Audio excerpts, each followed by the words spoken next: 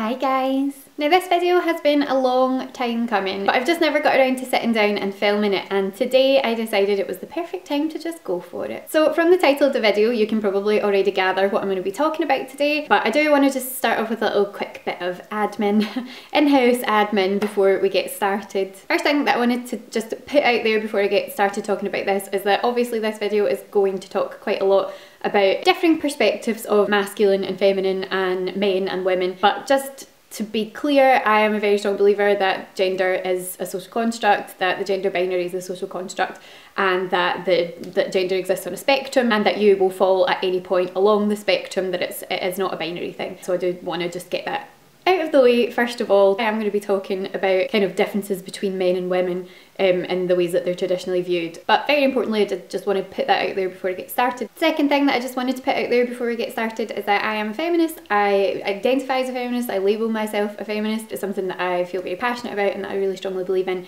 and it's something that I felt was worth just putting out there before we get started. So as you can probably tell from the title of this video, today I wanted to talk about the way in which we view strong women in television and in film, and what qualities we associate with strong women, and what we mean when we say that we like strong female characters. This is something that occurred to me a while ago.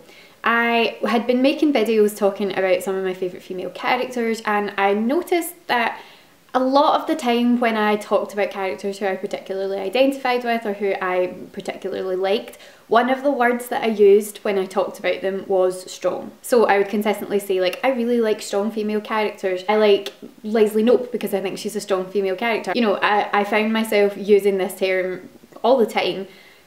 And when I sat down and I thought about it, I was like, what do I actually mean when I say that? Like, when I analyse it and when I try and explain it, if I had to put in a nutshell what I mean when I say that I like a strong female character, what qualities, or what qualifies someone as a strong female character? What is it that I mean when I say I like a strong female character? So the more that I thought about this, the more that I realised that what I mean when I say that I like a strong female character is, what I really mean is that I like a three-dimensional female character. And so that goes for any character. Male characters, female characters, non-binary characters, whatever gender people identify as. I like three-dimensional characters, well-developed characters who are multifaceted and who I can look at and go, wow, they have been developed to a really great degree. They're complex and they have layers and they have varying different emotions and they respond to situations in different ways, and I can see kind of patterns of where they've learned certain behaviours from, or where certain personality traits have come from. So when I kind of pinned that down, I was like, right, okay, so that's actually what I mean when I talk about strong female characters, and that's why I think that you can like characters who are developed as villainous characters, because they can still be considered a strong character because they have been developed in a really, really significant way. So the reason that I really got thinking about all of this is because of something that has been happening online around one of my favourite TV characters over the past couple of years.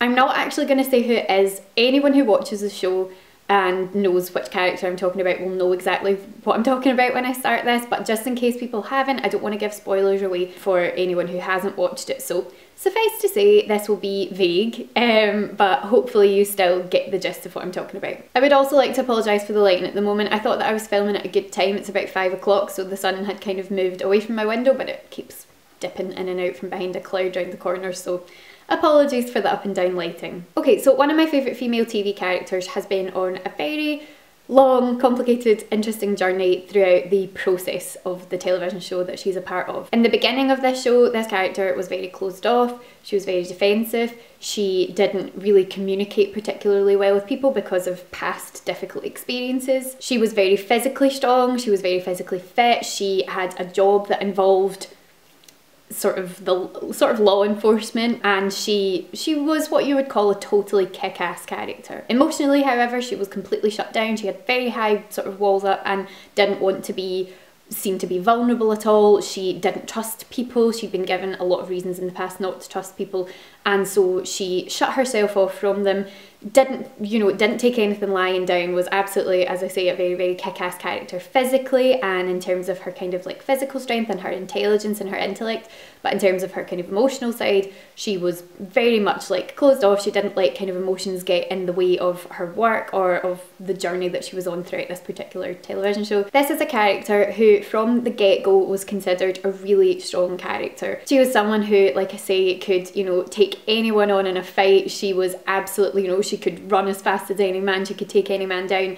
There was a lot of emphasis placed on the fact that she was physically a very, very strong character and that she had mental strength and that she'd been through so much in the past that she'd kind of developed a method of sort of blocking out any of those like pesky emotions that would, you know, get in the way of doing her job or doing what she needed to do to kind of be victorious at the end of the day. Over the past couple of seasons, however, this character has gone through massive progression and incredible character growth. She's been through a lot of very traumatizing situations, but through that she has found herself starting to be more open with her family. She has found herself being more open with friendships, and she has also fallen in love. So she's met someone who's managed to gain her trust, who's managed to create a scenario where she feels comfortable enough to be open and emotionally open and vulnerable. And through that shift, the character has become more open to talk about her feelings. She's become more sort of open to the idea of allowing other people to help her and not kind of going it alone and having this lone wolf attitude. Through all of that, she's still incredibly kick-ass. She's still incredibly physically fit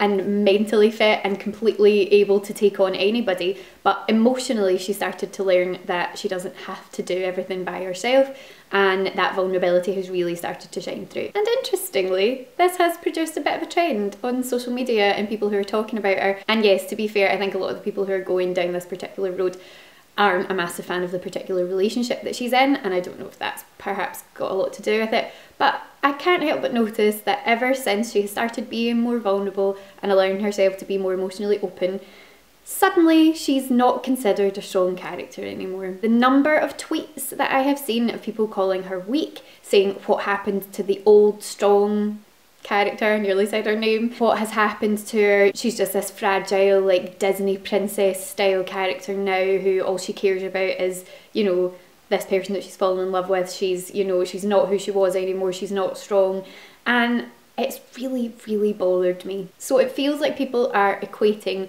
her beginning to show what are more traditionally considered feminine traits or feminine qualities with her no longer being a strong character. If we look back over time at the way that the gender binary is constructed and the qualities that we associate with the feminine and the qualities that we associate with the masculine, the idea of being physically strong, physically fit, very, you know, mentally astute and not allowing for any emotions to rattle you, for any feelings of sort of love or vulnerability to get in the way of, you know, doing your job or doing what has to be done. That's pretty much the outline of a traditionally masculine character. When we look at a feminine character in the kind of traditional sense of the word, a lot more of it is tied into ideas of emotional openness, honesty, vulnerability, the idea of family and connectedness and a feeling of allowing yourself to be vulnerable with people. That's connected far more with feminine traits and, you know, feminine characters. It's nonsense. Anyone can be whatever they want to be. Anyone should be allowed to express whatever emotions, or,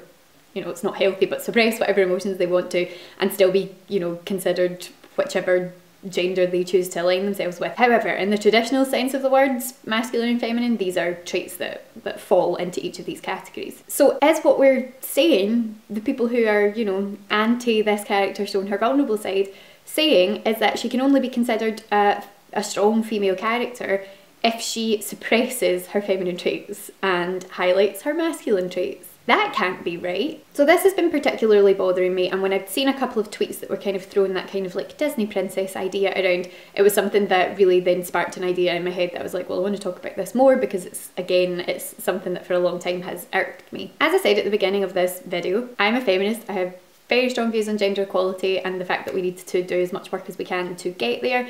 However, I'm also a massive fan of Disney films. I've watched a few videos recently that have kind of talked about that idea of liking something but still being able to find them problematic. And so that's kind of, I think, how I feel about old style Disney films. I adore them. I love them. I love nothing more than sitting down on the couch with a massive cup of tea and watching The Little Mermaid. However, I can still recognise that there are issues with these films. Thankfully, you know, now things have progressed and we're looking at female characters in a slightly different way, hopefully, and creating more well-rounded three-dimensional characters in Disney films.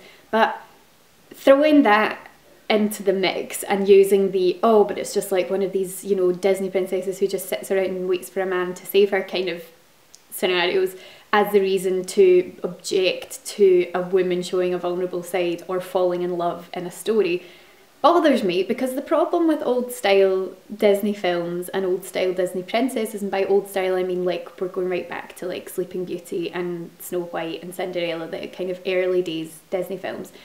The problem with those films is not that the princess falls in love, the problem is that all the princess does is fall in love. It's a context thing. The problem with these stories is that the women, the main role for the princesses in a lot of the cases is either to wait around for the prince to come and rescue her, or spend time with the prince and very quickly fall in love with him. These are the kind of tropes of old style Disney films that are the things that are problematic. The problem with Aurora in Sleeping Beauty is that she has like no agency whatsoever. She is asleep for the majority of the film. She meets the prince who she's going to ride off into the sunset with and marry at the beginning of the film, and after 5 minutes has decided he's the one for her.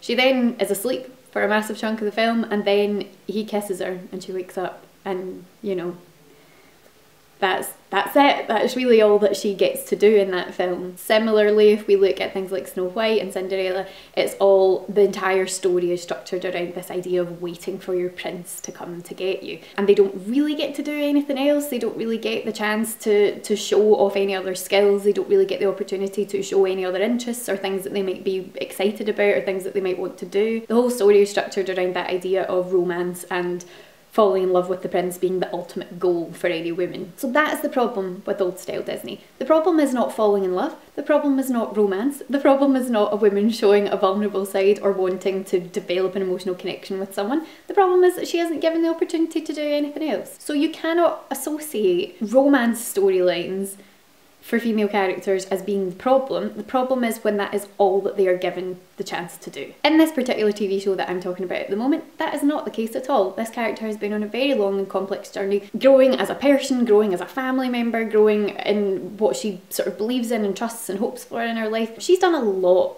in the space of the past few seasons of this show. So to imply that by making herself more vulnerable and allowing herself to trust people is somehow challenges the idea of her being a strong character just really bothers me. So I really kind of just wanted to open up a bit of a discussion. If any of you guys fancied leaving a comment in the comment section down below to let me know what you consider to be the traits of a strong character, or if you've noticed any kind of trends like this, if there's any characters you particularly love who have been torn down or bad-mouthed for similar reasons. As I say, I think the most important thing in any scenario to create a strong character is to create a character who is multifaceted and who gets to do a lot of different things and gets to explore a lot of different sides of themselves. Creating three-dimensional, believable, complex characters is what makes a strong character for me. I'd also be really interested to know if you have noticed anything like this in terms of female characters in particular being criticised for showing vulnerability in a way that male characters are not. I've been reading an amazing book by Brené Brown called Daring Greatly, which is a book all about vulnerability. She's a vulnerability researcher, she's amazing, go watch her TED Talks, she will change your life. But she talks a lot about vulnerability and basically how much strength there is in being vulnerable, and how allowing yourself to open up to people and be honest with people and be emotionally open with people is actually one of the most, you know, challenging and overwhelming things you can do. So it takes an incredible amount of strength to be vulnerable. So it just really bothers me when people imply that being vulnerable is a weakness, and a weakness associated with feminine traits. So yeah, I'm going to stop rambling now, but let me know in the comments down below what you think about this. Thank you so much for watching, guys. I really hope that you're having a great week, and I will speak to you again soon.